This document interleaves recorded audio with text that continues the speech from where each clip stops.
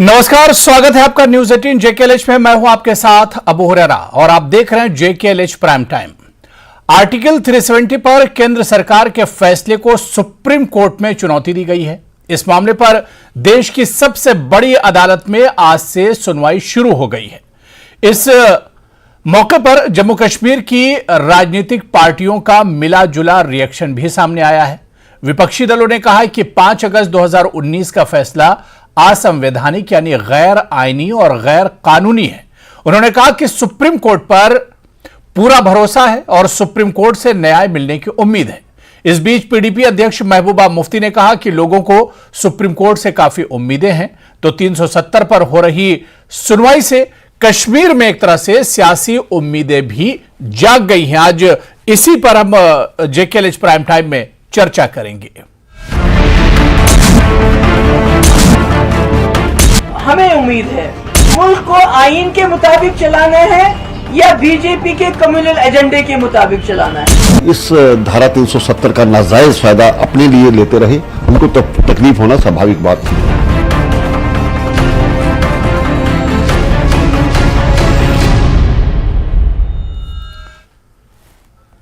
तो 370 पर सुप्रीम सुनवाई आज से शुरू हुई है और रोजाना की बुनियाद पर यह सुनवाई होगी।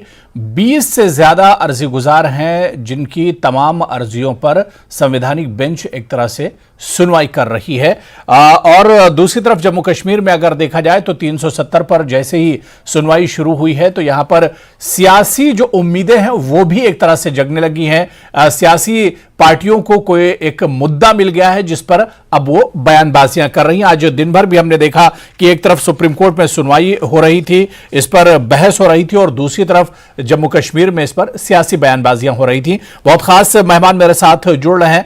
बहुत जल्दी अपने मेहमानों का आपसे इंट्रोडक्शन करा देता हूं, आपसे तारुफ करा देता हूं। मेरे साथ इरफान हफीज लोन साहब हैं जो लीगल एक्सपर्ट हैं और इसमें एक पार्टी भी है, अर्जी गुजार भी हैं, इस मामले में मेरे साथ जुड़े हुए हैं। इरफान हफीज लोन जी, आपका बहुत इस्तकबाल है न्यूज 18 जेकेएलएच में। मेरे साथ एडवोकेट आदित्य गुप्ता जी हैं जो कि पीडीपी लीडर हैं, वो भी इस चर्चा में जुड़े हुए हैं। एडवोकेट आदित्य गुप्ता, आपका भी बहुत स्वागत है जेकेएलएच प्राइम टाइम में। कुछ देर में हमारे साथ एनसी और बीजेपी के स्पोक्स पर्सन और लीडर भी इस चर्चा में हमारे साथ जुड़ेंगे। मैं सबसे पहले इरफान हाफिज लोन जी आपसे ही शुरुआत करना चाहूंगा। इरफान हाफिज लोन जी, सुप्रीम कोर्ट में आज से एक अहम सुनवाई 370 पर शुरू हुई है। आप खुद सुप्रीम कोर्ट में मौजूद थे। पहले दिन की इस सुनवाई से क्या कुछ आप महसूस कर रहे हैं, क्या कुछ आपको लगा?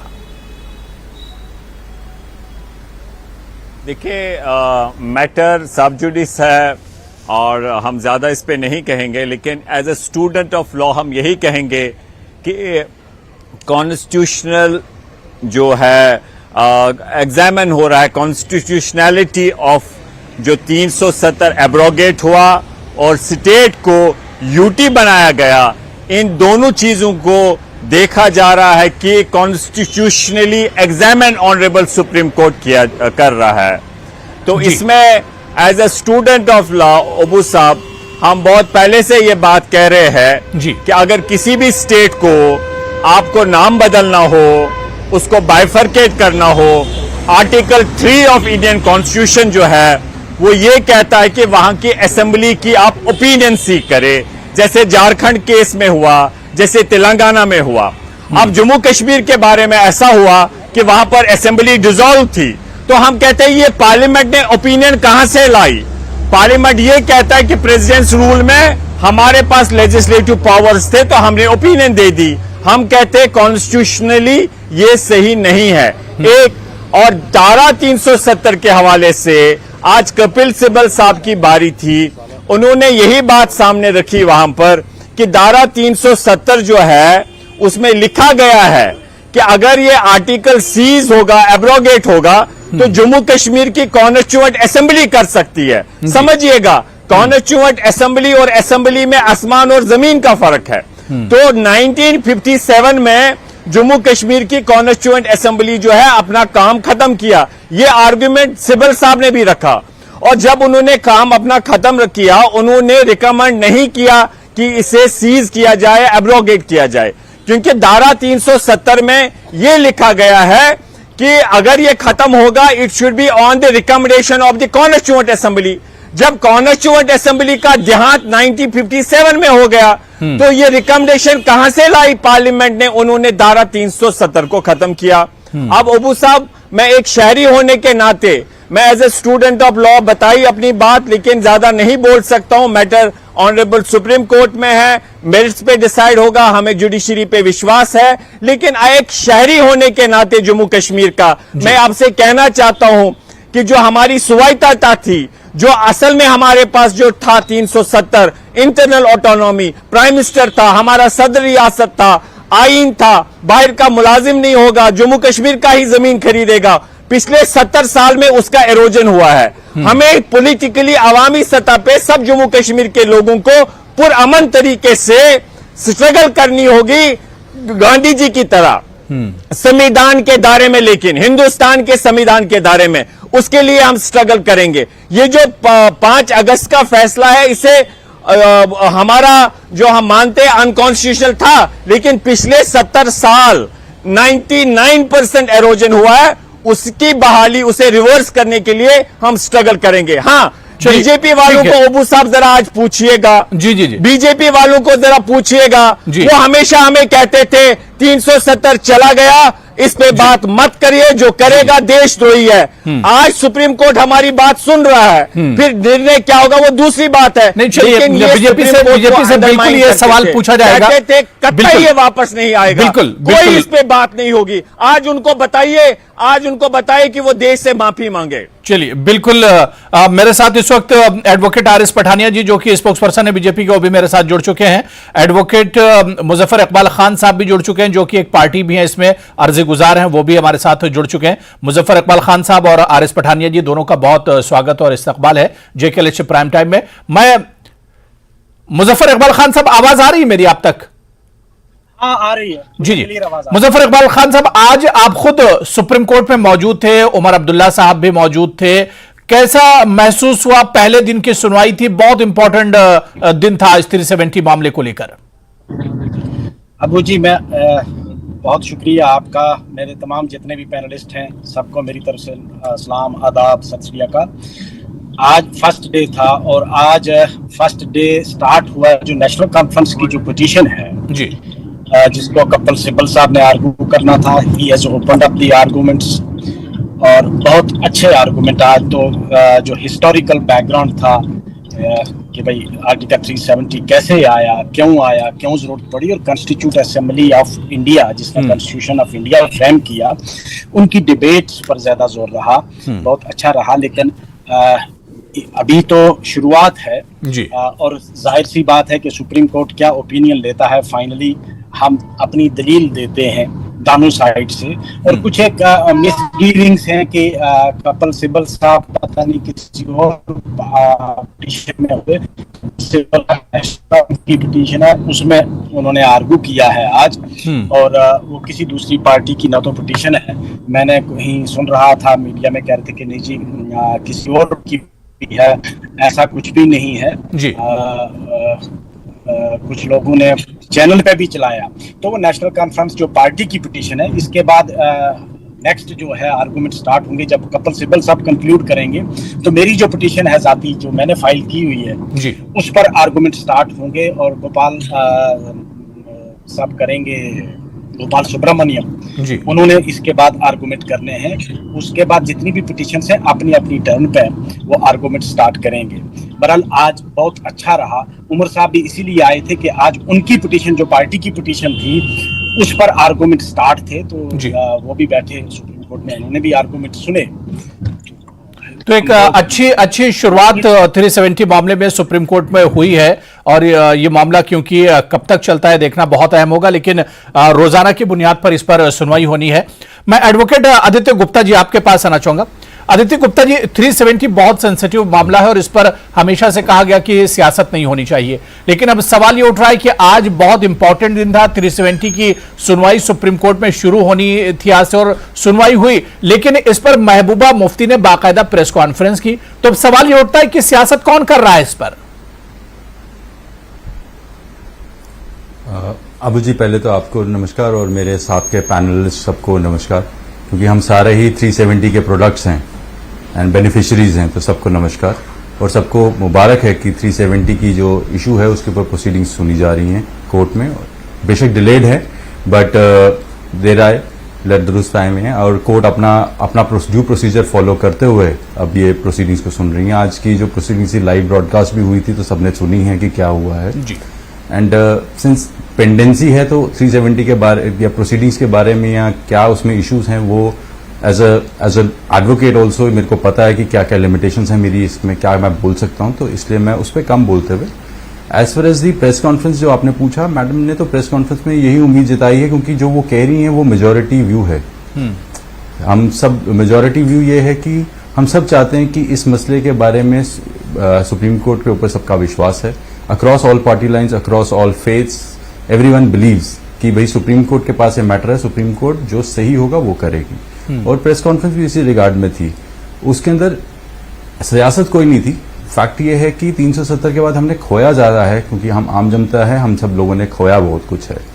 370 के बाद हमारी बेरोजगारी ऑल टाइम हाई चली गई हुई है, हमारे यहाँ पर हर किस्म के स्कैंडल्स हो रहे हैं, हमारे यहाँ माइनिंग माफिया जम के बैठ गया हुआ है, यहाँ की रियासत के सारे बेसिक सोर्सेज को ड्रेन आउट करके बाहर की जो इम्पोर्टेड एडमिनिस्ट्रेशन आई है उसकी एड से इम्पोर्टेड ऑफिसर्स जो उनके आ रहे हैं और जो इम्पोर्टेड पॉपुलेशन यहाँ पे सेटल की जा रही है उनके लिए किया जा रहा है, तो हम लोगों को इफेक्ट हो रहा है। यहाँ पर इस वक्त अगर आप देखें तो जम्मू खित्ते के अगर आप देखें तो इससे बेरोजगारी ऑल टाइम हाई है, स्कैंडल्स हुए हैं, सब इंस्पेक्टर की अपॉइंटमेंट्स जो थी वो अंडर इन्वेस्टिगेशन चली गई, जो एजेंसी अपॉइंटमेंट्स करना जिसने अपॉइंटमेंट का प्रोसेस करना था एपटेक, उसके ऊपर सवालिया निशान उठा, प्रॉपर्टी टैक्स लग गया, लिकर माफिया आ गया। जम्मू अच्छा खासा शहर मंदिरों का शहर था, उसको it has been converted into a city of liquor. Demolition drives हुई हैं यहाँ पर, बेहिसाब जम्मू के लोगों को और आम जनता को तंग करने की कोशिश की गई है बाय दिस इम्पोर्टेड एडमिनिस्ट्रेशन। अभी रिसेंटली स्मार्ट मीटर्स का इशू इतना है जिसपे आम लोग बहुत सता रहे हैं, तो हर एक आदमी की उम्मीद जागी हुई है। कुछ पॉजिटिव बदलाव भी तो हुआ होगा, चाहे G20 हुआ ना, चाहे पत्थरबाजी ना हो, स्कूल खुल रहे हैं, कॉलेजेस खुल रहे हैं। नहीं, मैं आपको पॉजिटिव बताता ना सर, इसमें पॉजिटिव्स हुए हैं बीजेपी के लोगों के। देखो, आर्म्स डिपो के साथ 3 मंजिल की कोठी बना ली, साथ में यहाँ कुंजवानी के पास जाकर कोई आदमी एक सिंगल फ्लोर का घर नहीं बना सकता, 3 मंजिल की कोठी बना दी। माइनिंग माफिया यहाँ पर है, इन्हीं के पूर्व एमएलसी ने बकायदा उस पर प्रेस कॉन्फ्रेंस करके उसके बारे में बताया था कि जी यहाँ माइनिंग माफिया आ गया है। फिर आप देखें यहाँ पर आम लोग आदमी का स्मार्ट मीटर की वजह से अगर बिल कोई 5,000 चल जाता है उसकी बिजली कट रही है। यहाँ पे सरकारी बंगलों में ठहरे हुए हैं, रह रहे हैं उन घरों में, अभी कोई मंत्री नहीं है, कोई पुराने स्पीकर नहीं है, कोई पुराने डिप्टी सीएम नहीं है, सरकारी कोठियों में रह रहे हैं, वहां के बिजली के लाखों रुपए में पहुंच गए हैं। तो फायदा जो है वो फायदा बेसिकली बीजेपी के नेताओं का हो रहा है, तभी ये इतना ज्यादा उसके बारे में बोलते हैं, लेकिन आम आदमी के बारे में कोई नहीं बोलता। G20 की आप बात करते, G20 जी कश्मीर में किया गया था, जम्मू के बारे में किसी ने पूछा भी नहीं, ना यहां से कोई बोला, क्योंकि ये लोग अपने आप को कहते हैं कि हम जी जम्मू के ठेकेदार हैं। 370 के एब्रोगेशन पे 5 अगस्त का मैं खुद चश्मेदार गवाह हूं कि यहां पर लोगों ने बकायदा ढोल नगाड़े बजाए थे, लोग बहुत खुश थे, लेकिन उसके बाद मिला क्या उनको? बेरोजगारी मिली। आप यहाँ का सारा बेसिक रेवेन्यू जो है वो आपका सारा ड्रेन आउट हो गया। माइनिंग का मैंने पहले जिक्र किया, इनके अपने एमएलसी ने एलिगेशंस लगाई थी, बकायदा नाम लेकर एलिगेशंस लगाई थी, वो आप देखें। लिकर माफिया देखें आप यहाँ पर। मैं ये नहीं कहता हूँ कि शराब का कोई आई am not a pro person who is saying कि भाई alcohol is a good thing, but factor ये है कि उसके ऊपर जो डिपेंडेंसी थी वो लोकल लोगों की थी। आप लिकर माफिया ले आए हुए यहाँ पर, वो लोग सब लोग बेरोजगार हो गए। 370 के बाद 370 खत्म होने के बाद जम्मू कश्मीर का नुकसान बहुत हुआ है। पीडीपी की नजर में जम्मू कश्मीर का नुकसान बहुत हुआ है। मिलिटेंसी पीर पंजाल इलाके में आ गई है।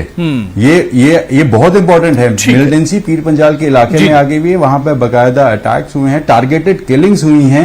कश्मीरी पंडित्स के लिए अभी भी कुछ नहीं किया जा रहा, वो अभी भी उन्हीं गेटोज में जो छोटे वाले फ्लैट्स हैं उसमें रह रहे हैं। 5 मरले जगह आज भी यूपी, बिहार और पंजाब से जाकर दिए जा रहे हैं। बिल्कुल एडवोकेट आदित्य गुप्ता जी, आपने कहा कि 370 के बाद कश्मीरी पंडितों के लिए कुछ नहीं किया जा रहा है, लेकिन वही कश्मीरी पंडित आज जो रिएक्शन उनका है वो कह रहे हैं कि इसे वापस नहीं आना चाहिए, इसे वापस नहीं आना चाहिए। निकले हैं इसे साहब, क्या वापस वो नहीं आना justify चाहिए किया? 370 को। अबू जी ये देखिए वो कौन लोग हैं, वो उनका एक छोटा सेगमेंट है। आपने कभी जगती में जाकर लोगों को पूछा क्या हाल है? उनकी बिजली काट दी गई थी, देवर ऑन दी रोड रात को। अगर और आपका channel was one of the channels that reported that news, they were on road in the highway saying that आप बिजली काट दी हमारी।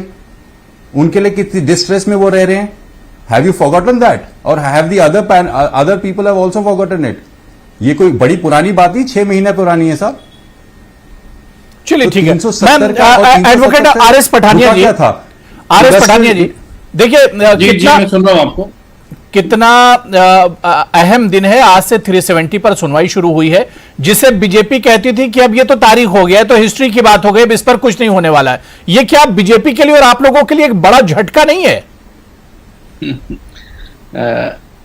आर्टिकल 370 धारा 370 एक सिंबल था डिसीट का, डबल स्पीक का और डेमोगोगी का।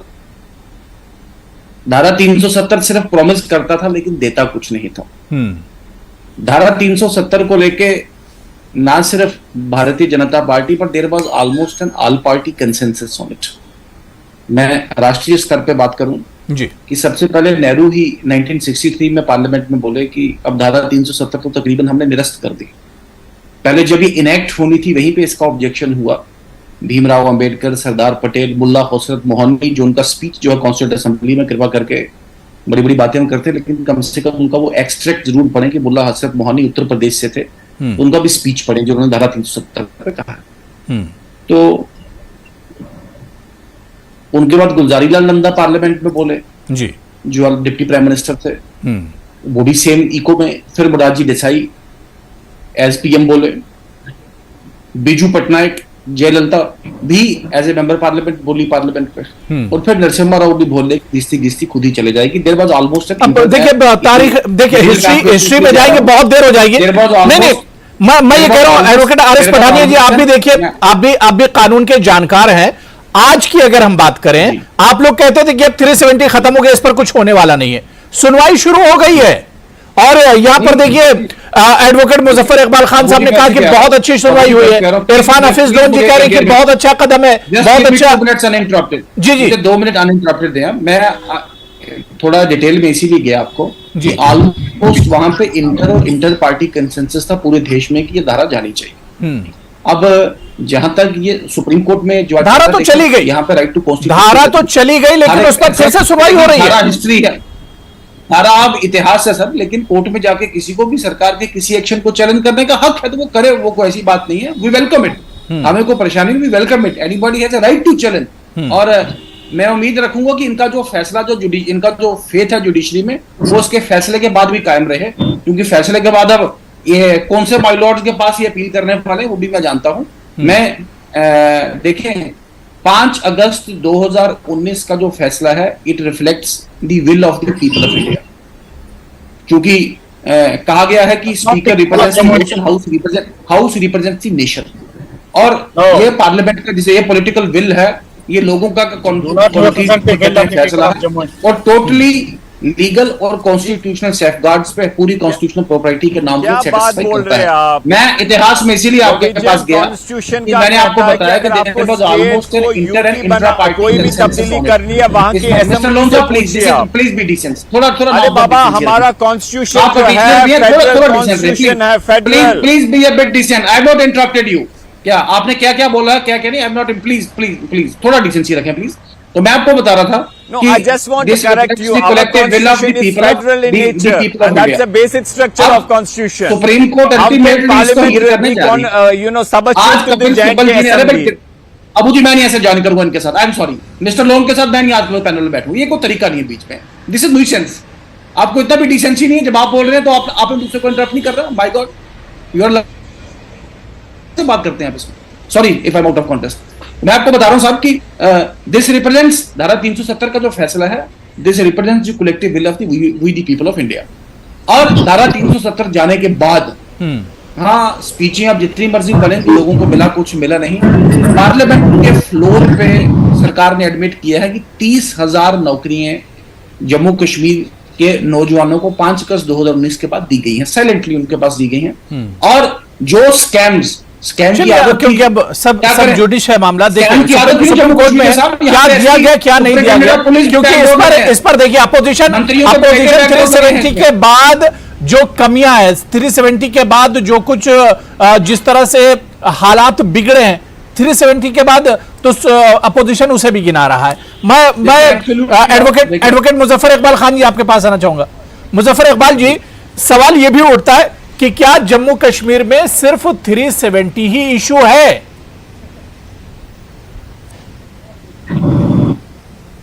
इस वक्त तो 370 सबसे बड़ा इशू है जम्मू कश्मीर के हर बच्चे के लिए, जवान के लिए, बूढ़े के लिए। और ये भी मैं बता दूं आपको कि जम्मू कश्मीर में हर आदमी, हर शहरी जो है वो एक उम्मीद लगा के बैठा है कि सुप्रीम कोर्ट हमारे साथ इंसाफ करेगा और हमें उम्मीद भी है कि इंसाफ होगा। ये मैं आपको एक आप देखें, कश्मीरी पंडित नहीं चाहते कि 370 आए, गोरखा नहीं चाहते 370 आए, वाल्मीकि नहीं चाहते कि 370 वापस आए। मैं नहीं चाहते। फ्रिंज एलिमेंट्स वो जो है, कुछ लोग इंटरेस्टेड हैं, सेल्फ इंटरेस्ट हैं उनकी वजह से, लेकिन बाई एंड लार्ज अगर आप पॉपुलेशन को देखोगे, आप अगर डाउन दी लाइन अगर आप कहीं भी किसी लेवल पे भी सिटीजन्स जितने भी जम्मू कश्मीर के हैं उनको कहोगे तो उनको बहुत दुख है कि हमें पूछे बगैर, हमें कंसल्ट किए बगैर हमारी, जबकि कानून ने, आइन ने, और आइन भी किसने, कॉन्स्टिट्यूट असेंबली में, मैं, मेरे दोस्त हैं वकील साहब बीजेपी के जो प्रवक्ता हैं, उन्होंने कहा कि भाई इत्तेफाक हुआ, इत्तेफाक पार्लियामेंट में हुआ, जम्मू कश्मीर की आवाम के साथ हुआ। और कॉन्स्टिट्यूशन का जब प्रोविजन 370 बनाया गया था उस वक्त भी इस पर बहुत लंबी चौड़ी डिबेट हुई और आज सुप्रीम कोर्ट में उसी पर डिबेट हुई ज्यादा कि जो कॉन्स्टिट्यूट असेंबली की डिबेट्स हैं, जब ये कॉन्स्टिट्यूशन में 370 लाया गया तो उस वक्त की डिबेट्स जो है वो बहुत रेलिवेंट हैं आज के इस डिसीजन के लिए। और उन डिबेट्स को जो पढ़ेगा तो उसको पूरी इस 370 के पर्पस की भी समझ आएगी कि क्यों रखा गया था और ये परमानेंट कब तक था, वो उसकी डिबेट। इरफान हाफिज लोन साहब, क्योंकि 370 के बाद अपोजिशन को बहुत सी चीजें हो सकता है न दिख रही हो, लेकिन आप देखिए कि 30-32 साल के बाद मुहर्रम का जुलूस निकला, G20 की बैठक हो रही है, टूरिस्ट आ रहे हैं, और इसके अलावा कई चीजें हैं जो उभर कर अब सामने आई, पत्थरबाजी अब नहीं हो रही है। देखिए, one has to be realistic. सच आप बोलिए, हमेशा सच की जीत होती है। बिल्कुल।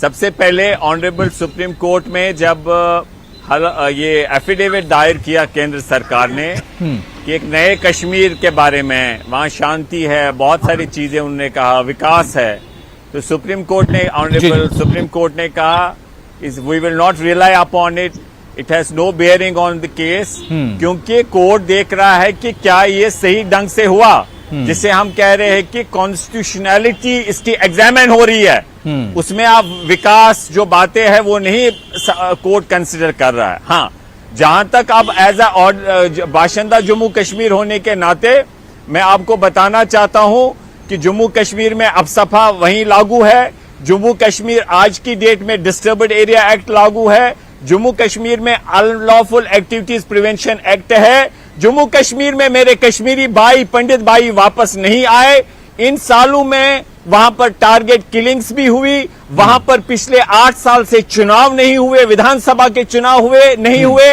और आप कह रहे कि जम्मू कश्मीर में सुधार हुआ। हमने देखा पिछले 30 सालों में कभी अप्स एंड डाउन्स हम देखते, कभी शांति होती है, कभी हालातों में सुधार होता है। इससे पहले भी हमने देखे कई दफा हालातों में सुधार हुआ, लेकिन जिस तरीके से हमारे साथ जो अन्याय हुआ, हम ये कहना चाहेंगे कि जो ये बात रख रहे हैं कि 370 हटने के बाद वहां विकास हुआ, वहां बिल्कुल कश्मीर सुलझ गया, वहां कोई समस्या ही नहीं है, फिर अब सभा क्यों है वहां, फिर डिस्टर्ब्ड एरिया क्यों है, फिर पूरे मुल्क में सबसे ज्यादा छोटी सी घाटी में हमारे फौजी लोग क्यों सबसे ज्यादा डिप्लॉय है, अगर वहां बिल्कुल हालात सुधर गए। इसलिए हम आपसे पूछना चाहेंगे, समय मेरे पास बहुत छोटा सा रिएक्शन एडवोकेट आदित्य गुप्ता जी, वहां पर आदित्य गुप्ता जी, मेरी बात, क्योंकि लोगों की आवाज कही जाती है, वहीं पर हम देखते हैं कि कई अभी भी ऐसे सेक्टर हैं जो नहीं चाहते कि 370 वापस हो, चाहे वाल्मीकि की बात करें, गोरखा या कश्मीरी पंडितों की, जिनका मैं जिक्र कर रहा था। सर जो सेक्टर्स है ना जो वापस नहीं चाहते हैं जी उसमें बीजेपी के नेता जो अंडर कंपल्शन है, क्योंकि उनकी पार्टी लाइन है अपना, तो they can not say since I in जी। द बिगिनिंग मैंने कहा था कि मैं अपने सब पैनलिस्ट को नमस्कार करता हूं, क्योंकि हम सब बेनिफिशियरीज हैं 370 के, उसकी बेनिफिट्स की वजह से ही जहां पर आज बैठे हैं वो उसके बेनिफिट से ही बैठे हैं। ये वो लोग हैं जो लोग बाहर से आए हुए हैं, जो हमारे यहाँ के जिनके लिए प्रोटेक्शंस महाराजा बहादुर साहब ने 1930 के दशक में नहीं बनाए थे, जी ये उन लोगों के लिए है। कि आप मुझे बताएं कि ऐसा क्या था जम्मू कश्मीर के अंदर जिसके लिए जम्मू कश्मीर का अपना वासी उदास था या उसको परेशानी थी। जम्मू कश्मीर के किसी वासी को कोई परेशानी नहीं थी। आपके लिए नौकरियां रिजर्व थी, आपके अलावा कोई और ले नहीं सकता था। जमीन आपकी थी, आपके लिए पढ़ाई एजुकेशनल इंस्टीट्यूशन जितने थे सरकारी, उसमें आपके लिए 100% थी। आप अपना स्टेट सब्जेक्ट बेसिस होता था फॉर गेटिंग इनटू पठानिया जी जल्दी से इसका जवाब दीजिए, फिर मैं वाइंड अप करूंगा क्यों मेरे पास अब समय नहीं बचा। जी मैं सर एक चीज, हाँ जी, जी। अब ये जो ओवरऑल यहाँ पे सेटअप लाया जा रहा है, जब एडमिनिस्ट्रेशन ही बाहर से आई हुई, वो अपने यूपी में जो चीज देखते हैं वो अप्लाई करना चाहते हैं जम्मू कश्मीर में, वो चीज ये भूल रहे हैं कि जम्मू कश्मीर उन यूपी से 10 गुना ज्यादा प्रॉस्परस है on lot of fronts. Pathania ji, RS Pathania के लिए जल्दी से सर 10 सेकंड दे रहा हूं, जल्दी से जवाब दे दीजिए मैंने आपको क्योंकि अपोजिशन को चीजें नहीं दिख रही हैं।